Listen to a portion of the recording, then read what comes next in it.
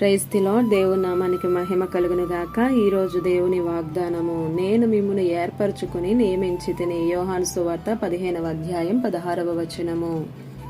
ఈ ఉదయకాల సమయంలో యేసయ్యే మనందరితో మాట్లాడుతున్న మాట, నేను మిమ్మును ఏర్పరచుకున్నాను అని. శిష్యులతో యేసుక్రీస్తు అంటున్నారు, నేను మిమ్మును ఏర్పరచుకున్నాను అని. అసలు ఆయన ఎందుకు ఏర్పరచుకున్నాడు అంటే, దేవుని పిల్లలుగా జీవించాలని, దేవుని పిల్లలుగా మనం ప్రేమించాలని, దేవుని పనిలో పాలి భాగస్థులమై ఉండవలెను అని. ఈ లోకములో నుండి ఏరి కోరి ప్రత్యేకపరిచి వెర్రివాడిగా ఉన్నటువంటి నిన్ను, ఎన్నో అసభ్య కార్యాలు, హీనమైన నీచమైనటువంటి నీ బ్రతుకు, నీ పాత రోత జీవితం ఆయనకి తెలియదనా? లేదా దేవుని ఎరుగక ముందు నీ బుద్ధి, నీ స్వభావం, నీ తీరు ఎలా ఉందో, ఇప్పుడు కూడా ఎలాగ నీ ప్రవర్తన ఉందో మొత్తం ఆయన దగ్గర జీవగ్రంథంలో వ్రాయబడుతుంది.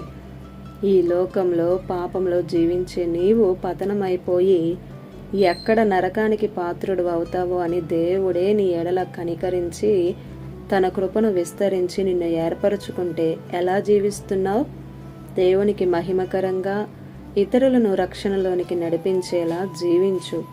దేవుడు ఏర్పరచుకున్న వ్యక్తిని, దానను అని దేవుని ప్రేమను చూపించు. ఆయనకు మహిమను తెచ్చే బిడ్డగా జీవించు.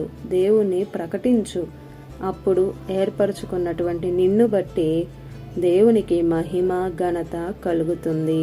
ఆమేన్.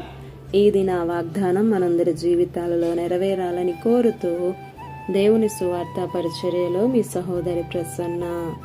God bless you. ఆమేన్.